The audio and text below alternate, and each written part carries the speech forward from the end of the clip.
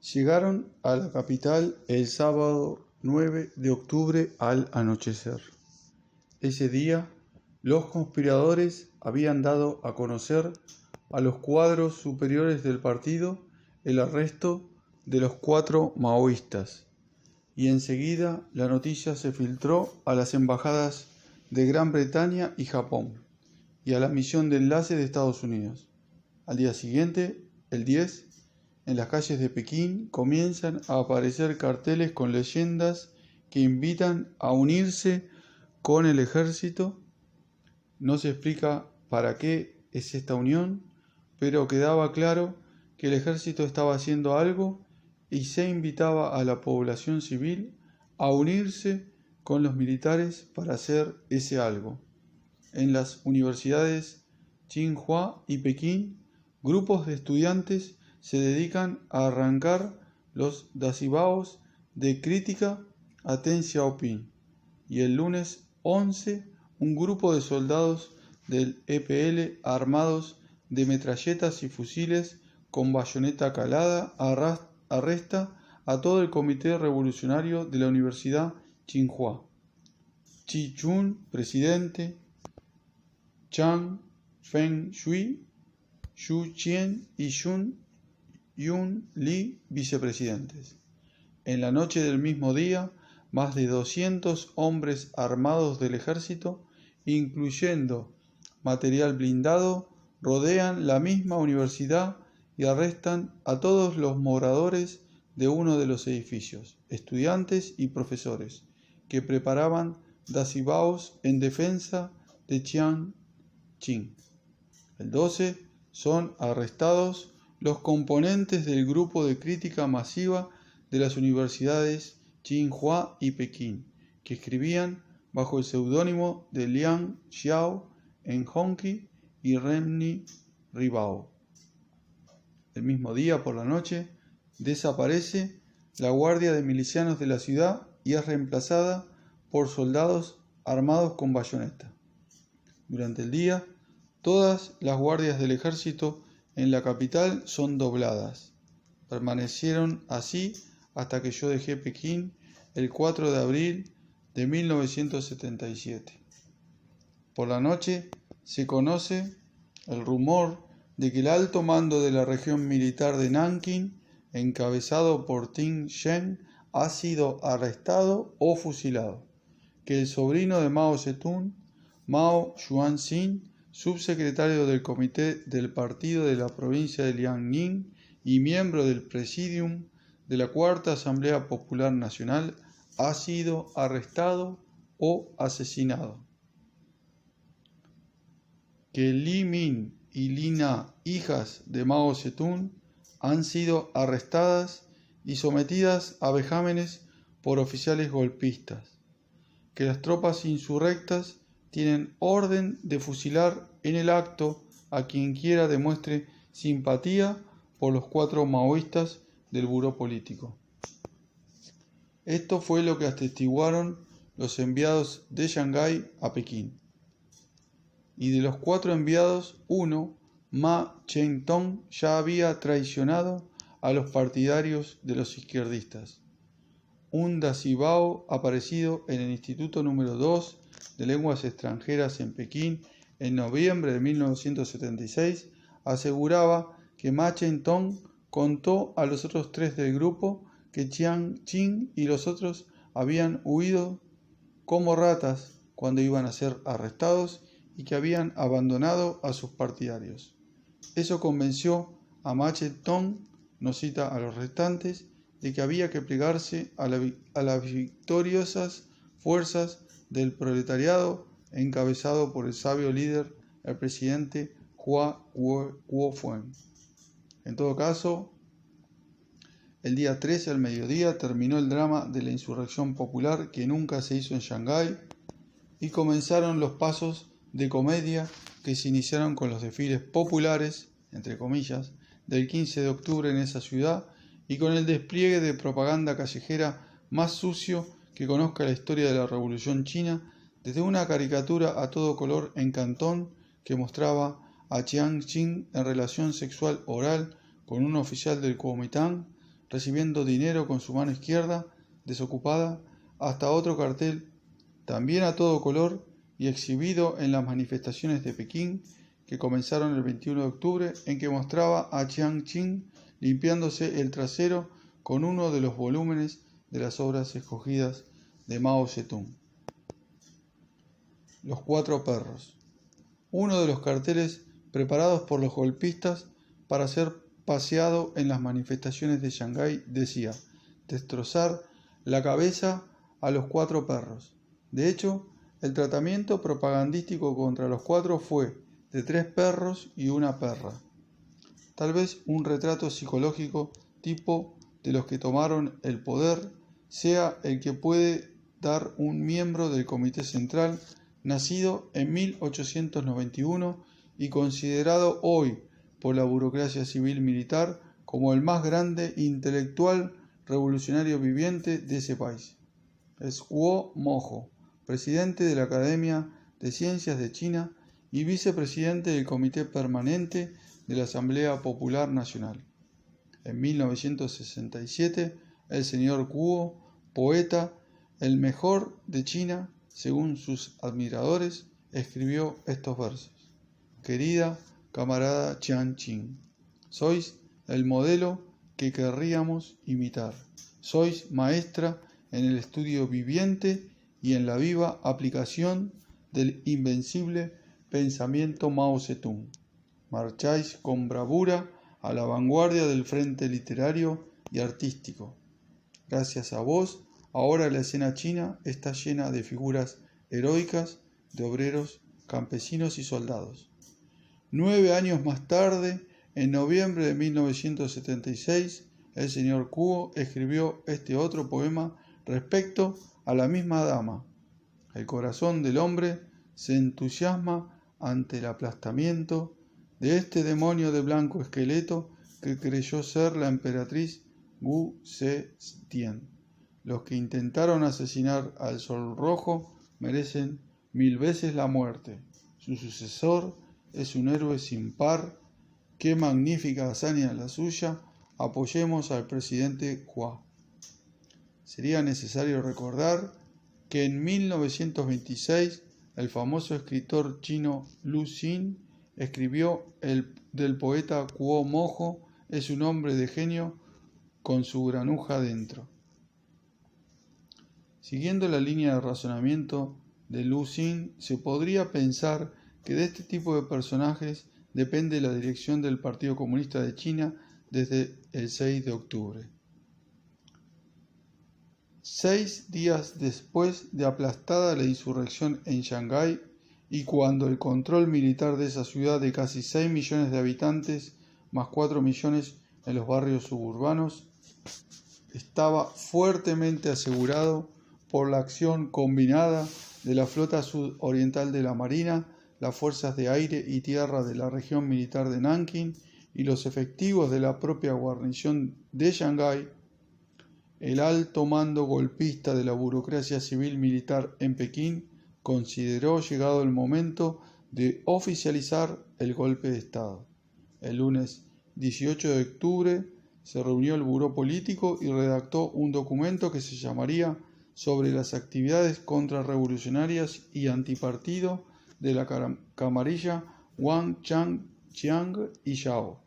El 19 fue dado a conocer a la militancia del Partido Comunista en todo el país y el 21 de octubre a los funcionarios extranjeros que trabajan para el Estado chino.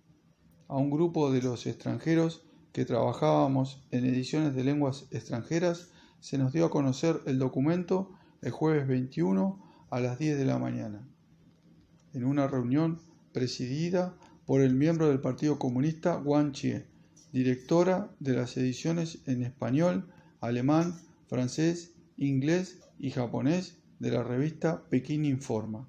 La señora Wang nos advirtió al comienzo de la reunión: esta es una sesión de información del Comité Central del Partido para ustedes, los expertos extranjeros. No se permiten apuntes, no se permiten grabaciones, no se permiten preguntas. El documento tenía el número de serie 2176. Wang Chie no leyó ese número, pero yo me senté a menos de 1 metro de distancia de ella y pude verlo perfectamente. Estaba fechado el 18 de octubre, firmado por el Comité Central e impreso en idioma chino. De las 7 páginas, solo no fueron leídas 6. Se me explicó, como respuesta a una pregunta mía, que la página número 6 no fue leída porque no concierne a los extranjeros, son solo directivas internas para la crítica. Wang Chie leyó en chino y se hizo traducción simultánea al inglés, francés, alemán, español y japonés. Comenzaba afirmando que la camarilla Wang, Chang, Chiang y Yao se oponía a la política interna y externa del partido y del gobierno, que en octubre de 1974 se acercaron al presidente Mao Zedong para calumniar al primer ministro Zhou Enlai, que en enero de 1975 se opusieron al nombramiento del camarada Deng Xiaoping como vicepresidente del partido, que en febrero de 1976 se opusieron al nombramiento del camarada Hua Guofeng como primer ministro interino, que en abril de 1976 se opusieron a la designación del camarada Hua Guofeng como primer ministro y como primer vicepresidente del partido, que Chiang Ching quería que Wang Wen fuera presidente de la Cuarta Asamblea Popular Nacional, pero que Mao Zedong se opuso a ello, que adulteraron la frase de Mao Zedong "hay que actuar de acuerdo con los principios del pasado", cambiándola por "hay que actuar de acuerdo con los principios ya establecidos", que se opusieron a la revolución cultural, que cuando se lanzó la campaña de crítica a Lin Piao y Confucio, ellos agregaron por su cuenta otro componente, el de criticar la entrada por la puerta trasera, recomendación, lo cual demuestra que eran contrarrevolucionarios. Que el 6 de octubre pasado se tomaron medidas categóricas contra esa camarilla y ahora se realiza una investigación de sus vidas porque contienen elementos sospechosos. A continuación, el documento incluía una serie de frases mutiladas, citas truncas e incluso palabras aisladas atribuidas a Mao Zedong para afirmar que incluso el presidente Mao luchó medida a medida contra esa camarilla y que fue él quien la bautizó como la Banda de los Cuatro. Después acusaba a los cuatro, en especial a Chiang Ching, de adorar lo extranjero, de tener relaciones ilícitas con el extranjero, de haber revelado a una escritora extranjera secretos de Estado, y de que su grado de servilismo al extranjero era tal que Chiang Ching encontraba que los pedos que se tiraban los extranjeros tenían agradable aroma. Después afirmaba que Chang Chun-chiao y Zhao Wenxuan habían cometido graves crímenes contrarrevolucionarios, sobre todo al escribir los artículos acerca de la base social de la camarilla antipartido de Lin Piao y de Zhao Wenxuan. Honky número 3 de 1973. Y acerca de la dictadura omnímoda sobre la burguesía de Chang Chun-chiao, Honky número 4 de 1975, los cuales, aseguró al traducirse a diversos idiomas, han provocado un grave daño al movimiento comunista internacional, ya que han engañado a muchos camaradas extranjeros. Wang Chie interrumpió su lectura para decir que la dirección de Pekín Informa se autocriticaba ante los camaradas y amigos expertos extranjeros por haber publicado esas hierbas venenosas y sobre todo por haber publicado el artículo antipartido y contrarrevolucionario titulado "De demócratas burgueses a seguidores del camino capitalista" en el número 13 de marzo 31 de 1976. Aprovechando la interrupción de la señora Wang, yo pregunté, ¿por qué son contrarrevolucionarios esos artículos?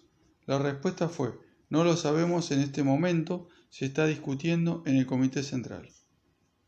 Al finalizar la lectura del documento, la señora Wang Chie dijo a los trabajadores extranjeros que la Dirección Central ha organizado 3 días de desfiles callejeros a partir de hoy para culminar con una reunión de 1 millón de personas en la plaza Tiananmen a fin de saludar el nombramiento del camarada Hua Kuo-feng como presidente del partido y de la comisión militar y para celebrar la victoria sobre la camarilla de Wang, Chang, Jiang y Zhao. Pekín Informa se sumará a esos desfiles y en ellos pueden ir ustedes, los extranjeros. Yo me levanté de mi asiento y pregunté a la señora Wang. Wang Chie, ¿eso es una orden o una invitación? Es solamente una invitación. Los extranjeros no están obligados a ir. Muy bien. Le comunico que no acepto la invitación. Todos los demás trabajadores extranjeros fueron a las manifestaciones. El domingo 24 de octubre, el sentido oculto de la invitación quedó claro. Se trataba de utilizar a los extranjeros para mostrar a los chinos y al mundo el apoyo universal al nuevo sabio líder Hua Kuo-feng. En el número 44 del 3 de noviembre de 1976, Pekín Informa escribió sobre el suceso. El 24 de octubre, llenos de júbilo y entusiasmo, 1 millón de militares y civiles de la capital china celebraron solemnemente en la majestuosa plaza Tiananmen un gran mitin para festejar calurosamente la asunción del camarada Hua Kuo-feng a los cargos del presidente del Comité Central del Partido Comunista de China y presidente de la Comisión Militar del CC del PSSH y saludar entusiásticamente la gran victoria del aplastamiento del complot de la camarilla antipartido de Wang Jingwei, Chang Chuqiao, Jiang Qin y Zhao Wenxuan, encaminado a usurpar la dirección del partido y del Estado. Entre los asistentes figuraban también camaradas y amigos extranjeros que se encontraban en Pekín. Al día siguiente, los diarios Renmin Ribao y Jiefangxun Bao y la revista Hongqi publicaron un editorial común titulado Gran Victoria Histórica para dar la bendición papal al nuevo jefe del partido. Decía, el camarada Hua Kuo-feng fue seleccionado por el propio gran líder, el presidente Mao, como sucesor suyo. Y también para dar la bendición papal, aunque fuera de manera elíptica, al golpe de estado de la burocracia civil-militar, decía, desde hacía tiempo, Wang, Chang, Jiang y Zhao, apandillados en una banda de 4, se dedicaban a actividades fraccionarias para escindir el partido. De esto se percibió hace mucho nuestro gran líder, el presidente Mao, que en repetidas ocasiones les dio severas críticas y educación y adoptó disposiciones para resolver el caso de ellos. El presidente Mao impartió la instrucción de que el caso de ellos, si no puede ser resuelto este semestre, debe serlo el segundo semestre, si no este año, entonces el próximo, si no el próximo año, entonces el subsiguiente. En general, este editorial del 25 de octubre copiaba textualmente trozos del documento 2176, haciendo uso abundante de frases y citas incompletas, carentes de sujeto explícito, de modo que se podían encajar en cualquier rompecabezas político a gusto del redactor. Sin embargo, no todo era tan brillante si se estaba debajo de la cáscara. Y yo, en aquella época, lo estaba. Por ejemplo, Los 3 días de manifestaciones callejeras en Pekín, 21, 22 y 23 de octubre, tuvieron una organización sumamente particular y de parte de esa organización soy testigo directo. El día 21 de octubre, como yo había rehusado asistir a las manifestaciones, mi compañero de oficina, chino, miembro del partido, de apellido Su, 27 años, casado, un hijo, se despidió de mí a las 2 de la tarde para asistir al desfile en la columna de ediciones en lenguas extranjeras. Al día siguiente, a la misma hora, le vi haciendo preparativos para dejar la oficina. Le pregunté a dónde iba. A los desfiles, me dijo. ¿Pero no fue ayer? Sí, fui ayer, pero tengo que ir de nuevo hoy. Todos vamos los 3 días. Volvió a preguntar, ¿y cómo le dan permiso para faltar al trabajo 3 tardes seguidas? La respuesta fue sorprendente. No tenemos que pedir permiso. Estamos obligados a ir. Otro caso del cual fue testigo mi esposa, que trabajaba en otra sección del mismo departamento, una traductora de apellido Ho, casada, un hijo, pidió a la subjefa del departamento de apellido Pan, casada, miembro del partido, que le permitiera no ir a las manifestaciones el día 22 porque se sentía muy mal e incluso con fiebre, a causa de una afección crónica en el oído. Pan le contestó, tú sabes que tienes que ir. No soy yo la que hace las listas para ir a los desfiles. Se hacen arriba y no podemos cambiarlas. Y por último, un detalle. Varias unidades del ejército, la Fuerza Aérea y la Marina participaron en los desfiles en Pekín, todos desarmados como es habitual en China. Pero hubo una sola unidad que se salió de esa norma y desfiló los 3 días arma al brazo, con bayoneta calada, la unidad 8341. El domingo 24, esas bayonetas apoyaban el comienzo de una campaña masiva contra los 3 perros y la perra. Todo el contenido de la fábrica de rumores que inundó las noticias de Sendero llegaba ahora a la plaza Tiananmen para ser oficializado bajo certificado del nuevo jefe supremo, del nuevo emperador Dios. Los discursos de quienes intervinieron en el mitin del 24 de octubre en Pekín dieron el nivel político de lo que seguiría después. He aquí una síntesis de los calificativos usados contra los 4 maoístas en esta ocasión. Discurso del representante de los obreros, Chen Fuyan, maquinista jefe de la locomotora Mao Zedong.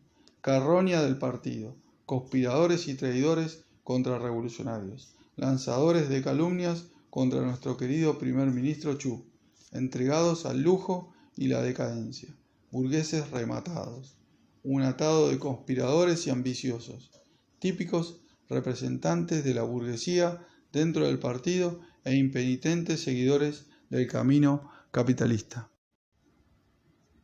Discurso del representante de los campesinos pobres y medios de la capa inferior, Chia Wai-chen, subsecretario del comité del partido en la brigada de producción Suchiawu en el distrito de Pinghu.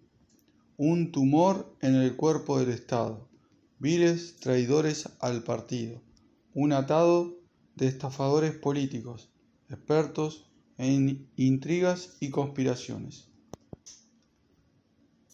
Un atado de conspiradores y ambiciosos rematados, elementos burgueses totales, lobos con piel de abeja, nuestros enemigos jurados, sujetos malignos, pestes.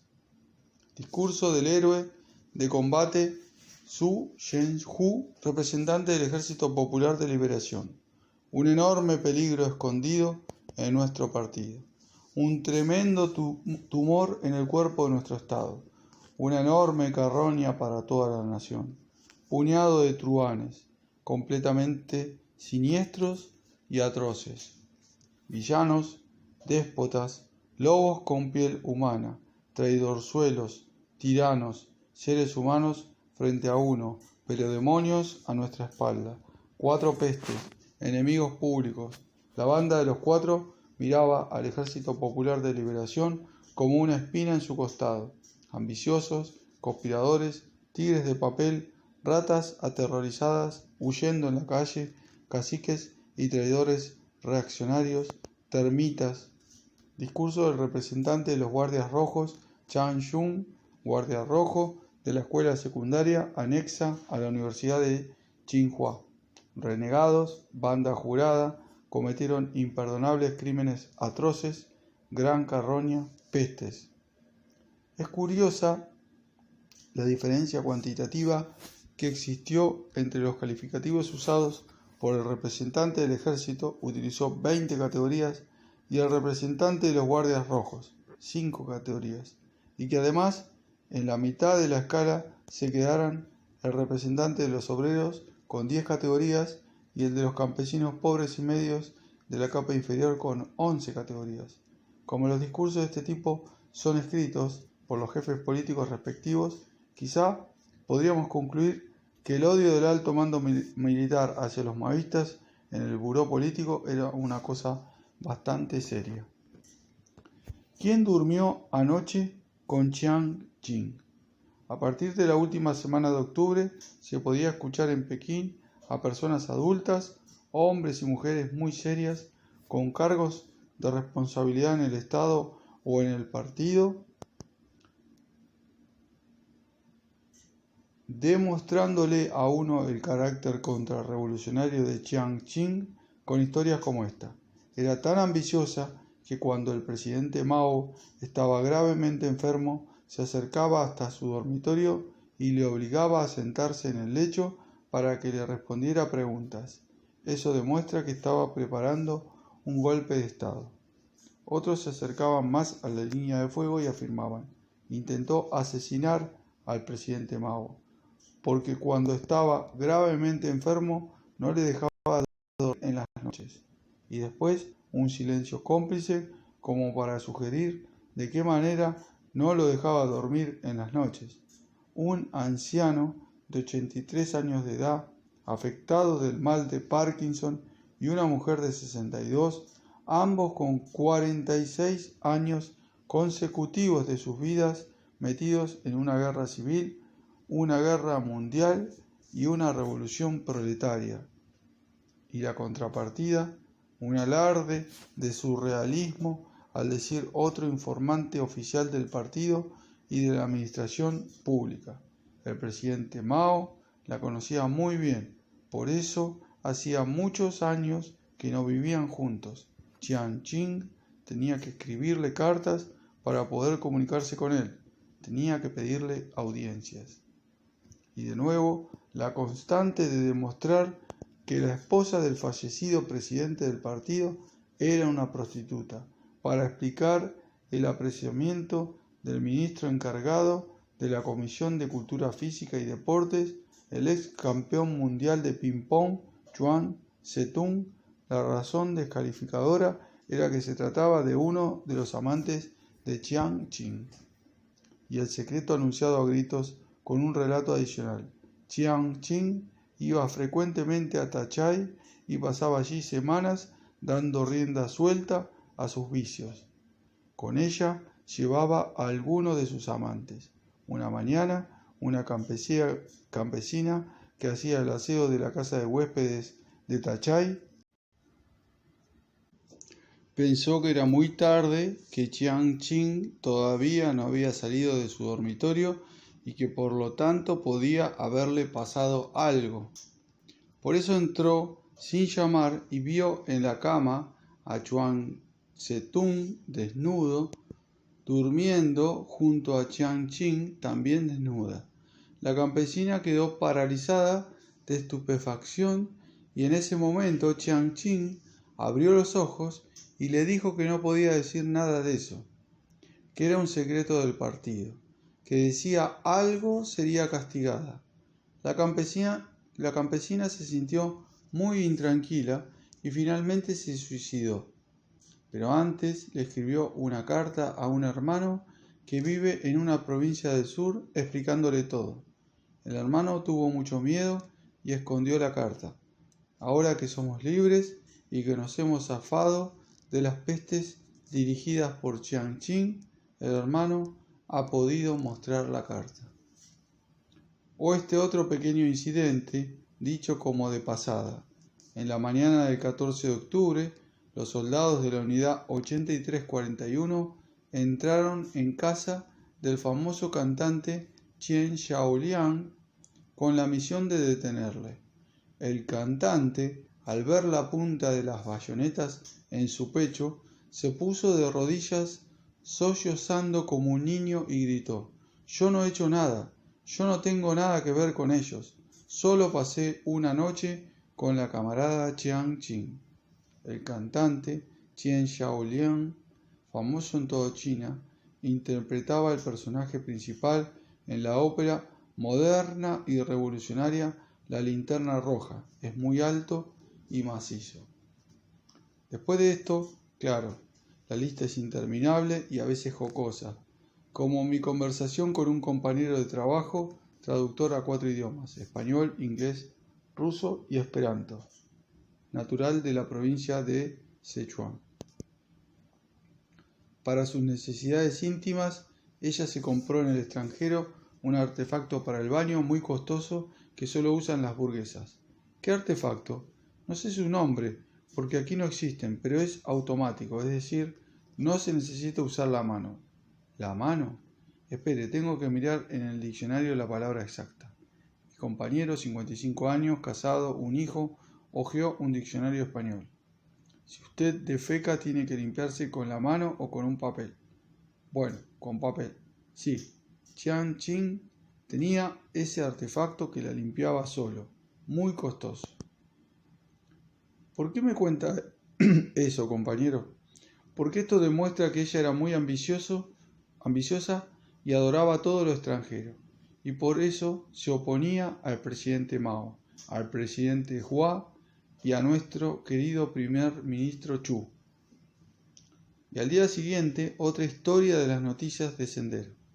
¿Sabe lo que descubrieron los soldados cuando lo arrestaron? Tenía nalgas alemanas. Sí, nalgas artificiales que mandó comprar a Alemania Occidental. Fue el año pasado cuando vino a Pekín la señora Imelda de Marcos, esposa del presidente de Filipinas. Jiang Qing encontró muy lindos sus vestidos. Entonces la señora Marcos le dijo que se los regalaba. Jiang se probó uno en presencia de la señora Marcos, se miró al espejo y muy triste se lamentó. «Me queda bien, pero de atrás hace globo. No tengo suficiente carne ahí». Y entonces la señora Marcos le dijo que no importaba, que se podía comprar nalgas artificiales, que las había de muy buena calidad en Alemania Occidental. Y así fue como Jiang Qing, que adoraba a lo extranjero, se compró nalgas artificiales. Por supuesto, también había grandes fiestas. Frecuentemente iba a Shanghái con los otros crápulas de la banda de los 4 y daba banquetes que duraban toda la noche y costaban 30.000 yuanes cada uno. Para tener una idea del significado de esta cantidad, 30.000 yuanes es el salario medio de un obrero chino durante 42 años. El 21 de octubre, gran noticia de Sendero desde Shanghái. La casa de Chang Chun-chiao había sido ocupada por el ejército y saqueada por un grupo de civiles. Tenía 3 habitaciones. En la primera pieza criaba 2 pececitos rojos, en la segunda pieza cultivaba 2 macetas con cactus y en la tercera tenía 2 pájaros en una jaula. Un representante típico de la burguesía. El 1 de noviembre, controversia ideológica entre nuestros informantes chinos sobre la lucha de crítica a los 4. El punto principal de la crítica ideológica era saber de dónde provenía la peluca de Jiang Qing. Había 3 escuelas de opinión para resolver ese problema. A. Peluca norteamericana. B. Peluca soviética. C. Peluca francesa. Esta es la que tenía más partidarios. También adquirí conocimiento sobre los monstruosos crímenes de la banda contra el presidente Zhou Enlai. La secretaria de la célula del partido, de apellido Chao, Me explicó que cuando Zhou Enlai tuvo que ir a Vietnam para la muerte de Ho Chi Minh, Chiang Ching llamó al comandante de la guarnición de Quang Châu, Cantón, para pedirle que derribara el avión en que viajaba el primer ministro, asegurándole que en él iba un funcionario importante que trataba de escapar a Formosa. Pregunté cómo era posible que el comandante de la guarnición Quang Châu no conociese la ruta de vuelo del avión en que viajaba el primer ministro del Consejo de Estado. Me respondieron que, naturalmente, el comandante estaba informado, pero que Chiang Ching había tratado de engañarle. Insistí. ¿Y el Comité Central no fue informado de este grave intento de engaño? Respuesta: no, solo ahora se ha sabido. Ella era la esposa del presidente Mao. Y junto a la trama para eliminar a Zhou Enlai, la crueldad con su peluquero, el peluquero de Chiang Ching, claro está. Uno de mis compañeros de trabajo me dijo muy serio: era muy cruel con su peluquero. Le obligaba a utilizar claras de huevo para impedir que se le cayera el pelo, y si le dolía el cuero cabelludo regañaba al trabajador. Era muy mala, sí. Cuando iba a comer al restaurante que hay en el Palacio de Verano, noroeste de Pekín, siempre discutía el precio de las comidas y decía que los precios eran muy elevados. Su actitud era opuesta a la de nuestro querido primer ministro Chu. Él, cuando iba al restaurante Pei Shai, al norte de la ex ciudad prohibida, en el centro de Pekín, al pedir la cuenta de lo consumido, siempre pagaba de más. El sábado 16 de noviembre, en los talleres de impresión de la revista Pekín Informa, apareció una colección de 8 caricaturas contra los 4, a todo color y con excelente técnica de dibujo. Una de las caricaturas mostraba a Chiang Ching vestida de prostituta al estilo antes de la liberación, frente a un espejo, maquillándose con la mano izquierda, los labios ostentosamente entreabiertos en forma de círculo, y con la mano derecha inyectándose una hipodérmica en una nalga. Varias pelucas colgaban junto al espejo. Pregunté a varios compañeros de trabajo qué significa la hipodérmica. Las versiones se agrupaban en 2 tendencias: A, morfina; B, hormonas especiales que mandaba importar de Estados Unidos y que se inyectaba regularmente para mantenerse en actividad sexual. Otro dibujo mostraba a la viuda de Mao vestida con blusa occidental escotada y estrechos pantalones azules, escupiendo sobre un micrófono que sostenía una mujer occidental rubia, alusión a las entrevistas de Roxanne Whitkey, la sinóloga norteamericana autora del libro La camarada Chiang Ching. Y también el tema del robo, vestida de negro, viuda ya, sacando de una caja fuerte un fajo de billetes.